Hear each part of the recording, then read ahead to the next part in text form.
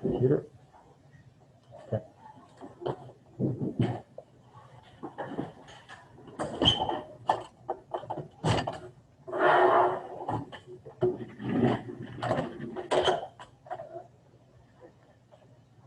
So we're at part 2 of our little 3-part discussions on membranes, and then we have 2 sections of lab work that I'll give to you just to challenge you to think about these ideas experimentally. Most of the stuff from the College Board will be in the experimental format. You don't get things like which of the following is endocytosis for the most part. So let's remind ourselves about this slide. So the endomembrane system, that is, technically it's the membrane around the nucleus, which goes on to create the ER, but it's the proteins pushed into the ER by the ribosomes that are ultimately trafficked from the ER to the Golgi and to the membrane. So those that are internal in the vesicles, they'll be secreted for reasons that we don't have to go into. For some of the proteins, while they're being translated, they'll be pushed into the membrane of the vesicle. I don't know if you've ever read about signal recognition particles and certain portions of amino acids that label it as being in the membrane versus not.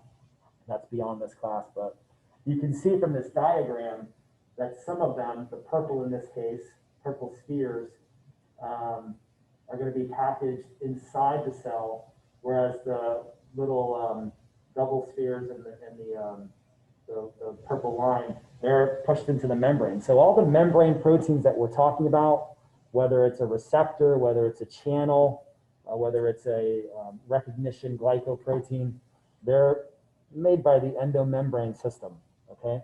And then when that vesicle fuses with the membrane, it either becomes part of the membrane or it's dumped into the extracellular space. It's a lot of connections from previous material to be made there, right? Like the basic biochemistry, we're bringing that along with us, right? It's sort of a basic understanding, and we're building on it now. Now we're going to talk about some of the functions of those membrane proteins and how they help the cell to maintain homeostasis. An example of it is a transmembrane protein like this one. Okay, so it's spanning the membrane, and in order for it to be in the membrane and do its function, it has to have a certain primary, secondary, and tertiary structure to do that. So you can see the portions of the protein that are in the membrane with the hydrophobic, non-polar fatty acid tails of the phospholipids. Those amino acids have to have what biochemical characteristic? Yeah, Max? Non-polar. Non-polar, yeah. So non-polar. If you change that through mutation and instead a substitution is made where there's a polar amino acid, you risk the structure of that protein and consequently its function. If the cell gets heated, or if the cell finds itself in a high pH situation where it shouldn't be, you can also risk the structure and function of that protein, right? We talked about the 3 big ones, temperature, pH, and salinity, as disruptors of secondary, tertiary structure. So in order to do its job, it needs to have its certain function. That is being embedded in the membrane and having those, what we're seeing is the N-terminus and the C-terminus of this protein, having the parts that are exposed to the extracellular fluid as well as the intracellular fluid, they need to have a certain shape in order to do whatever their thing is, okay? So 7 transmembrane proteins, you can see the alpha helices that go across the membrane. They're very common signaling molecules in our senses. So vision, smell, these types of proteins play a role, okay? So again, just to illustrate, we're bringing the previous knowledge of biochemistry with us into the cell biology unit, which we're starting now, membrane function, okay? Just a simple diagram to show you that integral membranes can be simple or complex. we see a really important role for the secondary structures when they're in the membrane. So, you know, you see a single alpha helix spanning the protein, number 1 protein. We see 3 alpha helices spanning that second protein, as well as, you know, could be a series of beta sheets that span the protein. So all of these things would do different functions. So it's the secondary protein, the secondary structure of the protein is usually what we see in the membrane. Okay, so a quick disclaimer.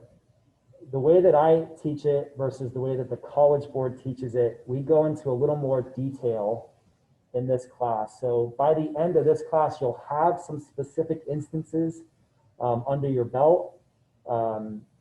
That is to say, you'll learn about, you know, aquaporins, or you'll learn about protein B, protein C. The College Board doesn't require you to know specific examples of proteins. What they'll most likely do is give you a scenario that's unknown to you, provide you with a little bit of background information, and you'll have to apply sort of the foundational knowledge of biology to that problem to figure out what they're asking you, okay? So, for example, we do talk about the immune system briefly here as it's involved in cell signaling, but we don't get into like the biology of HIV virus, right? So if you recall, HIV virus causes AIDS. Well, how does it do that? Well, it turns out that the virus, which is not a cell, we'll call it a particle, the virus particle can interact with proteins on the surface of specific cells, right? So it's saying there, this will be an example of what they'll provide you. So that's a T cell. We haven't learned about them yet because we haven't done the immune system, but that T cell has its own profile of proteins on its surface, right? B cells will have a different profile. This other cell type, it'll have a different one. So you don't need to know about CD4 antigens on the surface of T cells. You'll have been exposed to it after this discussion, but you don't have to know that for the test. They'll provide you with that information. But the generic background information I want you to know is on the surface of that virus, there are proteins that have a certain 3D conformation or shape, which enable it to interact with and bind to other proteins on other cells like T cells.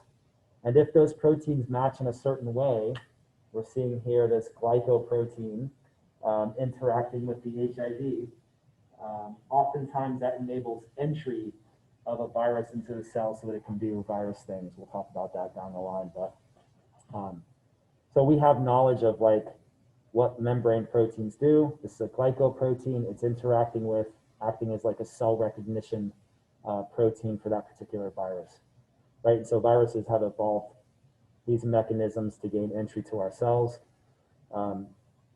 Surface marker glycoproteins aren't always bad, right? Sometimes they keep things out. In this case, it's an example of allowing certain things in, okay?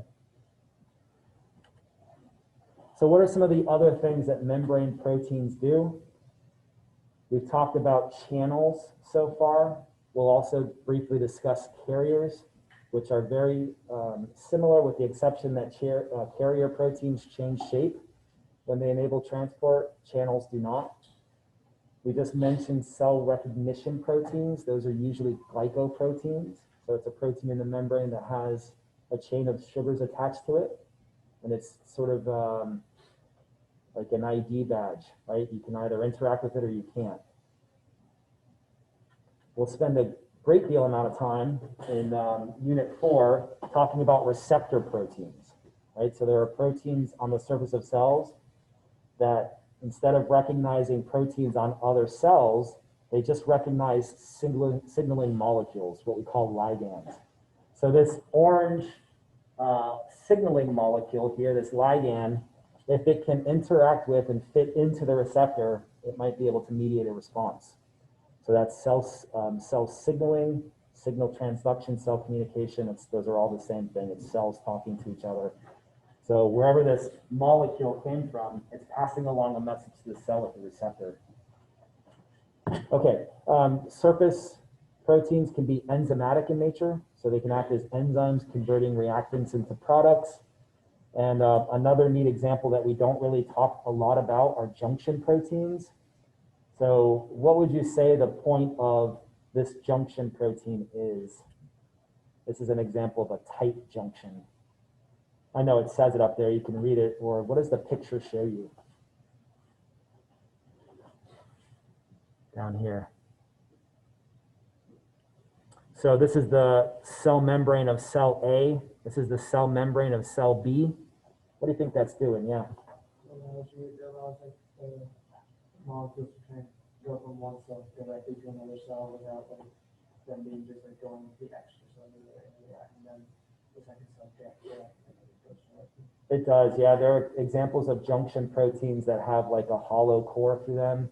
So it's like almost like a breezeway from building to building. So you don't have to go outside to actually go from building to building. You just go through the breezeway. This one, and that's absolutely true, that's in this category of passing from cytoplasm to cytoplasm. Tight junctions basically sew in cells like super tight so that they're super close to each other. So this would be a case of proteins on the cell surface really bringing those cells in together tight so that they're close and not allowing a lot of extracellular space. Because I'm a big believer in looking at examples from different sources, right? Like if you have one textbook and you happen to have another textbook, look at the examples in both. Look at a video from this teacher, from that teacher, or, you know, we talk about as many resources as you can get, the better off you'll understand something. So this is the same slide basically, but from a different textbook, right? It's the same idea. Maybe some of the slides have more detail than others, right?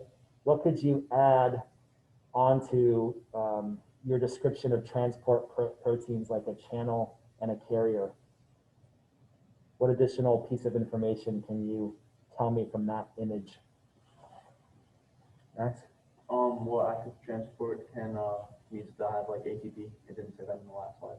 Yeah, some of those transport proteins actually require energy, right? So showing the ATP here, you're seeing molecules go from low concentration to high concentration with active transport. So to do that, to go against the concentration gradient, you need some ATP, whereas this particular channel is just using the concentration gradient. So it's like extra details, right? But same idea, they can be enzymatic, they can participate in signal transduction, they can be cell-to-cell recognitions, we talked about the glycoprotein, or they can join cells together in some way, okay? They can interact with the extracellular matrix. So the membrane, both inside and outside of the cell, right? So on the outside of the membrane and on the inside of the membrane, it's a pretty dynamic place. There's a lot going on, okay? Okay, so let's talk about how this transport works. So we'll start off simply, right? And we'll identify what it means to be selectively permeable. So just in everyday plain old speak, what does that mean? What does selective mean, Bree? So we'll allow something to not fall. Yeah, right? Like the bouncer at a club, right? You can come in, you can't, right? Except, you know, the whole bouncer at the club thing, they have their own set of rules, but the cell is following its own set of rules, right? Primarily based on biochemistry, sometimes based on size, right? This molecule is too big to come in, right? So selective permeability, certain things can permeate, certain things can come in while others cannot. So just going back to the biochemistry, this idea of non-polar, polar, non-polar things tend to get through the membrane directly, the simple diffusion, whereas polar things cannot, right? So what are some examples of non-polar molecules that we've discussed? There should be one that's like flashing in your mind as far as what can, which one? Carbon. So carbon would be like at the atomic level. So, so that would be like an atom. What's a molecule composed of atoms that would fit a category of things that would be non-polar and want to or be able to come in? Lipids. So in my mind, lipids should be flashing as an example, right? So we just talked about organic molecules. 3 out of 4 of those organic molecules being macromolecules, right? So lipids, not technically a macromolecule, but a very important set of molecules, very diverse in structure and function.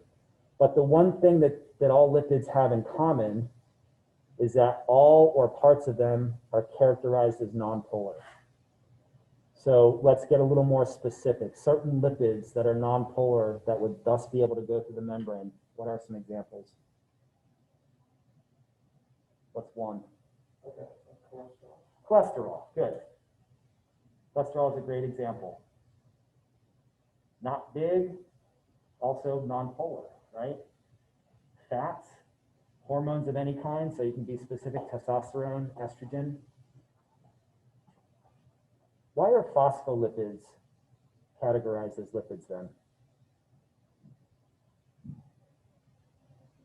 That's Because the fatty acid tail. yeah, the fatty acid tails have that nonpolar characteristic that we need to fit that criteria. So good.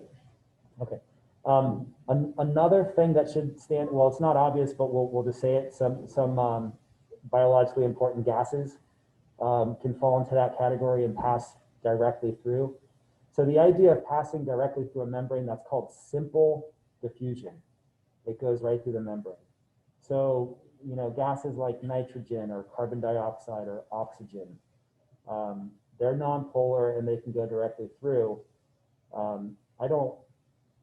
You guys have had up to 2 years of chemistry. So for you, that should be still at the surface of your brain. For me, I know that they're nonpolar, but I'm more focused on the side, right? So how many atoms are there in a molecule of CO2? 3, right? How many atoms are in molecular oxygen? 2, right? What about nitrogen? 2, right? So these things are very small in addition to being nonpolar. So those are the characteristics that you need to be able to go directly through simple diffusion. Well, then what's polar? Now, again, there should be one thing that's really screaming in your mind as being polar based on our previous discussions in the summer review. What's that one thing? Water, right? So we've discussed, you know, with nonpolar things having an equal sharing of the electrons and polar things having an unequal sharing of the electrons, you get, you know, sides of the water molecule that are slightly negative and sides that are slightly positive. Okay, so you'll see the following caveat too, by the way. Turns out water can go through the membrane, but just put that out of your mind for the moment. Like, water cannot simply diffuse into a cell in volumes that's necessary for life. So while it can cross the membrane every now and then, it cannot cross in amounts compatible with life. So if that's the case and water is polar and it can't simply diffuse, what must it do then?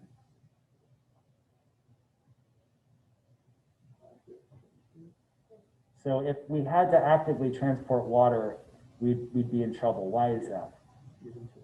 Too much energy to pump something that we constantly need. We'll come back to that. See? Maybe like some sort of protein that like allows for passive diffusion of water. Good. Yeah, so we need a protein that transports that thing. So things that fall into this polar category, and let's think of polar as, well, we've already thought of it as what? What's the other synonym that we've been giving to it? Water-loving, hydrophilic. Many polar things have a charge, right? So water has a charge because it's polar, the unequal distribution of electrons, negative and positive. What are some other things that, just think about seeing that plus or minus sign as a charge. What other things should fall into this category that cannot simply diffuse? Yeah. Sodium. Sodium. Sodium what? Yeah, sodium ions. So I'm making that distinction that there's a charge on them. So Na plus, Cl minus, Ca2 plus. Potassium. What's potassium's ions charge? Is it a negative? Is it positive? Is it positive? Okay. That stuff doesn't stick with me as easily with you guys. So are we good with nonpolar, polar? Let's put it into practice a little bit. We have here a membrane, right? This is a biological membrane because it's made up of phospholipids. Studied throughout it according to the mosaic, fluid mosaic model or different proteins. This one happens to be a channel. Okay, a channel for what? According to the diagram. Water. So water can pass through that channel, right? Water channels get a special name, they're aquaporins, we'll get there. But water has to go through a channel because of its polar nature, right? These things right here, charged molecules and ions, anything that you see a plus or minus, can they undergo simple diffusion? No. And what's your biochemical explanation based on the structure and function of the membrane? Point to a certain structure and tell me why, basically. Is it the polar head groups? Is it the non-polar hydrophobic core? Yeah, they can't pass through there because of their charge, so they're blocked from simple diffusion. But we all know that we need sodium and chloride and potassium and calcium and stuff like that, right? So what does it stand to reason then, as far as how they get in? Do they get in? What way do they get in?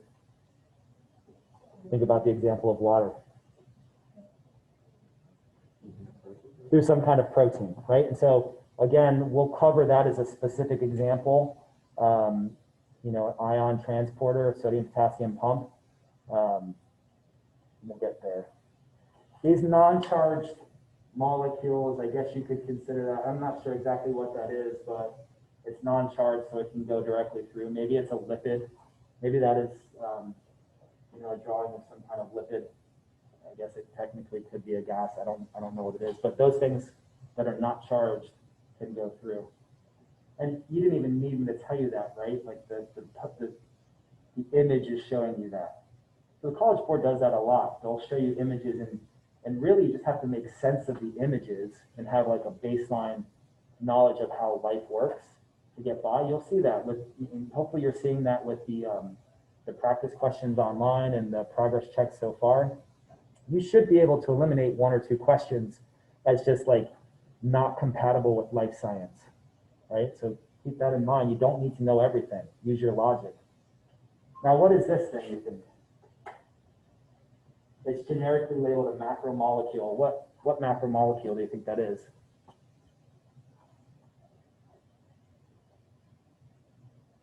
Looks like a protein to me. Again, I can't confirm that, but it looks like a protein to me. So do you think proteins can go through the membrane? No, they can't. But and what's the selective measure? Why are they selected against coming through? Yeah. So you could say that they're polar R groups. So some of those amino acids carry a certain charge, and you know if there are too many of them, maybe you know it can't get through. That's certainly true. But what I want to show you here is that there's also this size restriction, right? So for proteins, which can be 300 amino acids long, even larger, it's just too big. It's too big to passively diffuse. It's too big to go through a protein through facilitated diffusion. So they don't go in that way. But at the end of this chapter, we've had discussions already of how bulk items get in. So how would an organism be able to get in a protein of that size? Okay. So you could undergo phagocytosis if this were like an organism. It could close its membrane around it. So generically, we'd say it would bring it in through endocytosis, and we've seen secretion of proteins through exocytosis. Okay. If this wasn't 2020, we would have acted that out, if anybody cares.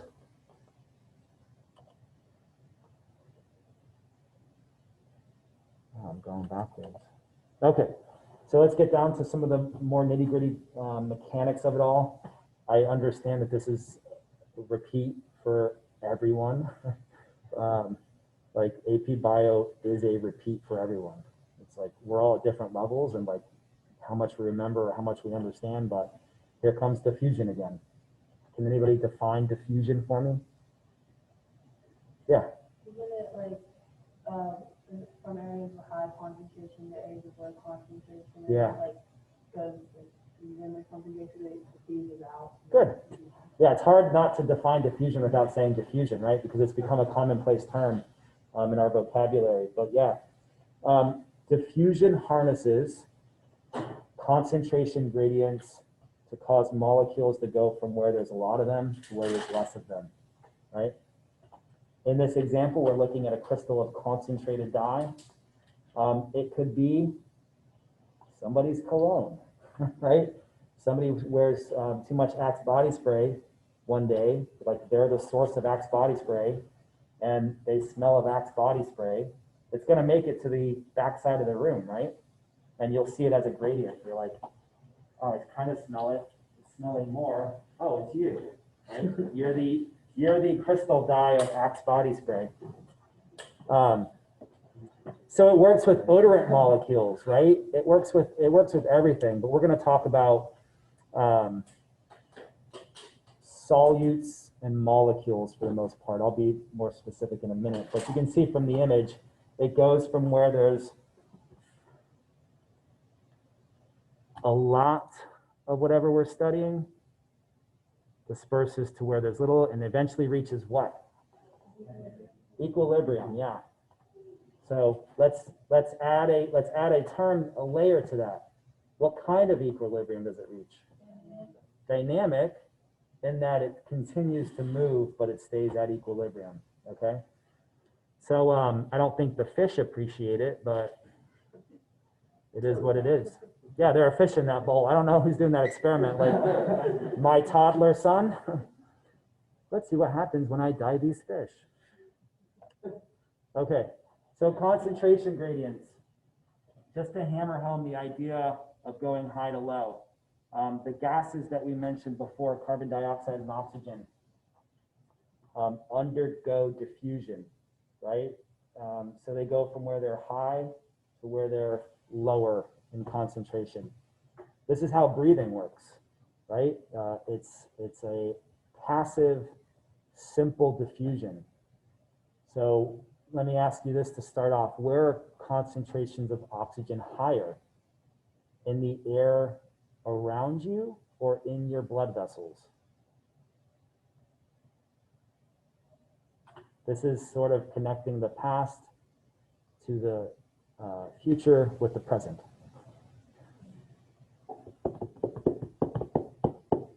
So we have these non-polar small gases which can undergo simple diffusion from high to low. Does oxygen go into your bloodstream or come out of your bloodstream? Into. So it stands to reason then that concentrations of oxygen outside are what? Higher when compared to oxygen in your bloodstream. Okay, next question is why? I thought we needed oxygen for everything. Why don't we have more oxygen inside? I thought we really needed it. You like how I just stand up here? I'm like, come on guys, explain to me. Like, I need to know this. Like, what happens? Come on in, guys. How'd it go? Pretty good. Crushed it? Painful. No sweat. You should have eaten that trail mix before. Oh, that's all right. No, I'm not. Okay. I'm not yelling at you for having trail mix. I'm saying, Okay. you know, the combination of macromolecules in trail mix is the perfect blend that you need for, you know, powering your brain through a test. So, yeah. So we were just wondering why oxygen levels in our bloodstream are lower compared to that in the atmosphere around us. Yeah. We like convert the oxygen to something else after it enters the bloodstream. So like explain like, like we do that What do we convert it to? CO2. Do we? So I'm putting you in an uncomfortable position. I'm putting you way ahead, and I know that you know when we get to cell respiration, it'll be like, oh yeah, I knew this, but I'm pushing you into the future, asking you questions about diffusion and osmosis, right? So oxygen is lower because it's constantly pumped to what key organelle? The mitochondrion, in order to convert what into what? Yeah, it's like glucose and actually other, you know, key monomers into ATP. Yeah, so it's constantly doing that. So we're constantly making it so it's constantly lower, which is awesome because it drives oxygen into our blood for free, right? Consequently, though, because of the Krebs cycle and us producing carbon dioxide as a byproduct of that metabolism, we have higher levels of CO2 in the blood compared to the outside. But the neat part about that is what happens to the CO2 then in our bloodstream, in the capillaries of our lungs. It diffuses, so it goes from high to low bloodstream to the outside world, right? So all of this, like literally your breathing, is based on diffusion. Is it passive or active? Passive, thank God, right? Could you imagine? Do you imagine the amount of ATP we'd need if osmosis and diffusion of gases wasn't simple diffusion, right? Like okay, so let's reiterate. So if I have now, I'm gonna go from a biological membrane to an artificial membrane. So artificial membranes, for the most part, are just made up of plastic with little tiny pores. So I'll define that to you. We'll do this in the lab, but I'll say for this artificial membrane, the pores are large enough, so the holes in the membrane, the pores are large enough to allow the solute here, the molecules of dye, as well as the water to pass through it. So those are the rules of this game, okay? If I load up one side with a high level of dye in the water, and on the other side, water with no dye, what will happen over time? The image is showing you what will happen. Somebody describe it to me. Opportunity for participation. Yeah. It'll like even out, so like move to both sides. Yeah, so we'll see in this image net diffusion from left to right. It'll continue from left to right because the concentration is still higher until it reaches that dynamic equilibrium that we mentioned, where both solute and water can still pass, but it'll keep it at a certain concentration, right? That's described perfectly. Okay. Let's look at it from another angle. Okay. So this is the same thing. We've switched over to a biological membrane, so the biochemical restrictions from the fatty acid tails are in play.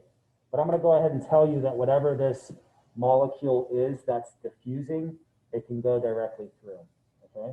So if we load up one side of the biological membrane with high concentration of circles, over time it'll diffuse from high to low into the cytoplasm from the outside of the cell. Can everybody see that? Okay. So if this were an experiment, what would your independent variable be? Yeah. Okay. Somebody define to me what an independent variable is again. Yeah. Something that like causes the effect to happen, but is not affected by it. Okay. Another way of saying it? I like it, that's true. So keep in mind, it's the thing that the person is studying the effects of. It's the thing being manipulated by the experimenter. Do you want to make a slight modification? So oftentimes the person that participates the most gets the brunt of like examples, right? So I mean, it's not mean to pick, but let me ask you this. Can one manipulate time? So unless you have a time machine, which I really want to borrow for a weekend, even an hour will do for the time machine, you know, who cares?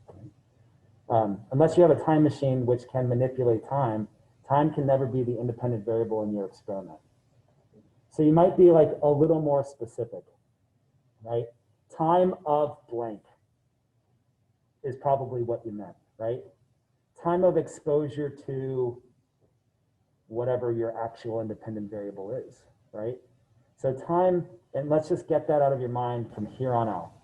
On these labs and on the quizzes and on the tests, when I ask you what the independent variable is, just never put time and you'll be okay. That'll exclude like a whole list of incorrect answers. You can put time of blank, but never time in of itself. Of course, diffusion is happening over time here for sure. So let me ask you this, what are some of the variables that can impact the rate of diffusion? Alex? Say again? Temperature, right? So he's thinking about the holy trinity of AP biology experimentation. Temperature's at the top. Could be pH. What else? It could be thickness of the membrane. Great, right? So think about that. If you have a really thick membrane and a really thin membrane, that's going to impact the rate of diffusion, right? For sure. It's a great one. Yeah. Could be size, for sure. Could it be the concentration of the particles? That's a great one too. Let me ask you this. Let me connect this back to surface area and volume concepts from the previous unit. If I increase the surface area of that cell, does it increase the rate of diffusion of molecule X? For sure it does, right? Even better if you decrease the volume of that cell, right? Because you're getting a more advantageous surface area to volume ratio. For those of you that didn't just get that, what we're saying is increasing surface area, providing more opportunities, more space for diffusion will increase the rates of diffusion, okay? For example, how many doors are there into this room? Okay, 2. Sure. The other one's coming from, yeah. How many doors are there from outside? 1. Yeah, let me be more specific now, right? All right. So what if I put a door here in the middle of the whiteboard, a door over here, and a door on that back wall? Would that increase the rate at which students can enter the room? How many fold? 4-fold? What is 4-fold in percentage? So a 400% increase in student entry rates by increasing the entryways. Yeah? So it's like the same thing with like the surface area of the cell. If you increase the surface area, and I just realized we forgot to watch the opening video for this. So it's in the playlist. You can go back and do that. But in the playlist, they show you all this membrane transport, all the ideas of membrane transport. We're going to just watch it. How about that? How much time do we have? 12:35. I want to leave time for the quiz.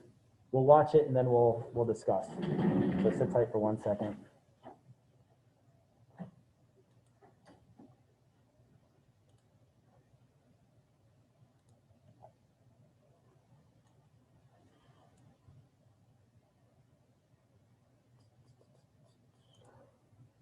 It's a good video, so I just want to.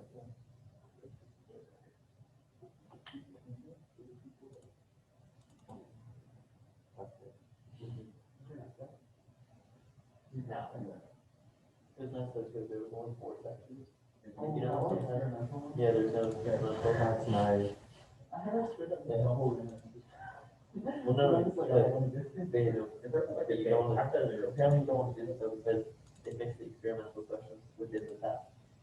Well, So the fifth section isn't just experimental, it's like real questions, Use mixes. the molecules and energy to get us food.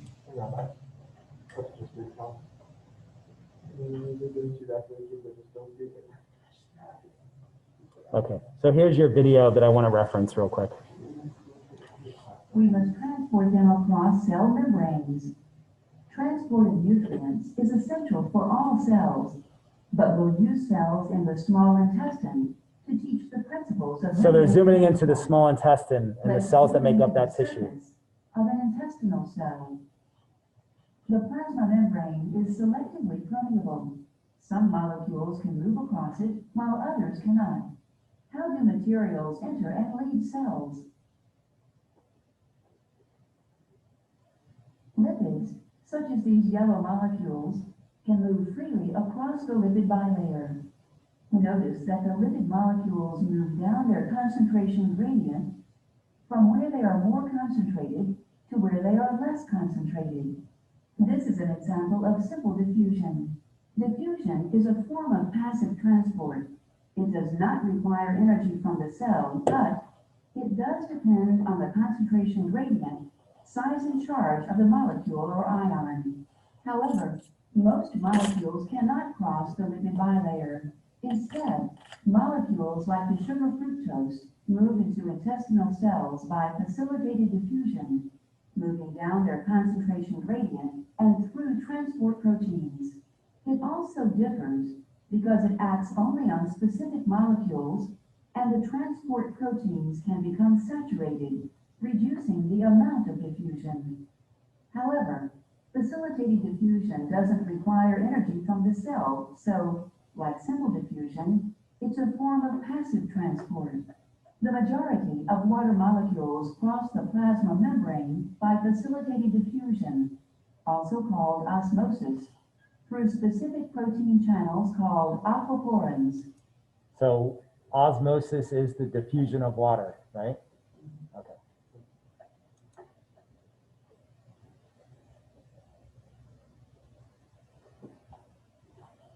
Some ions, such as sodium and potassium, require transport against their concentration gradients. The sodium-potassium pump actively transports these ions from where they are less concentrated to where they are more concentrated. This process requires energy from the cell and is known as active transport. Energy from ATP is used to move 3 sodium ions, shown in red, out of the cell, and 2 potassium ions, shown in blue, into the cell. Because the pump uses ATP directly, this type of transport is called primary active transport. Another type of active transport, secondary active transport, also moves chemicals against gradients. It doesn't use ATP as a direct source of energy. Instead, it uses the downhill gradient from one ion or molecule to drive the uphill movement of another ion or molecule.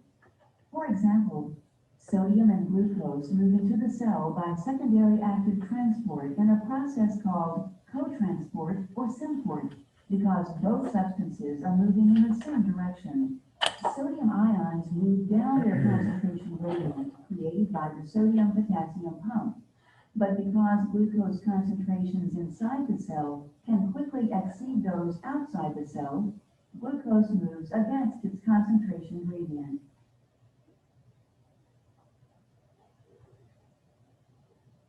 The cell moves larger materials, such as proteins, from the intracellular fluid to the extracellular fluid, using vesicles that fuse with the plasma membrane and release their contents outside the cell.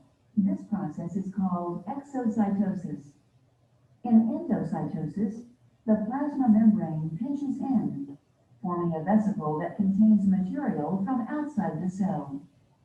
Cells use all these processes, passive and active transport, exocytosis and endocytosis, to move materials across their membranes.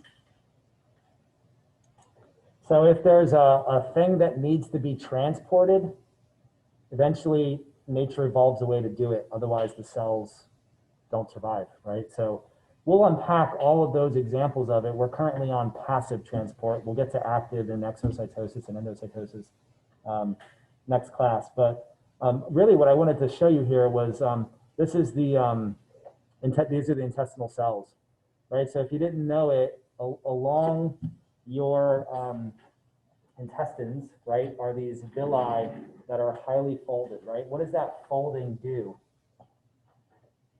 Yeah. That increases the surface area of water. Increases the surface area, good, while keeping volume relatively low. So, you know, what's the purpose of eating?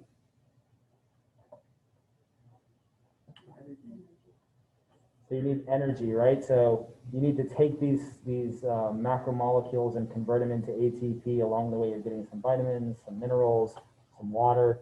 The fact that those villi are folded increases the surface area in the small intestine that increases the absorption of these things, right? So I just want to make that connection on a more macro physiological scale to what we're talking about now. Let me get back to the presentation.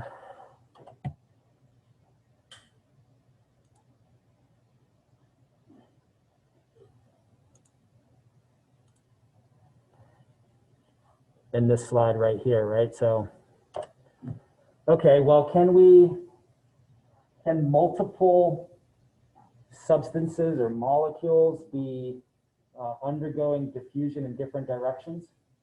Yeah, you bet, right? I mean, that's the thing. It's not like it's a one-way street.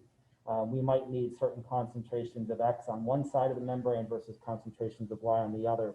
So we could have net diffusion going in opposite directions in order to reach whatever balance or concentration of those molecules the cells need.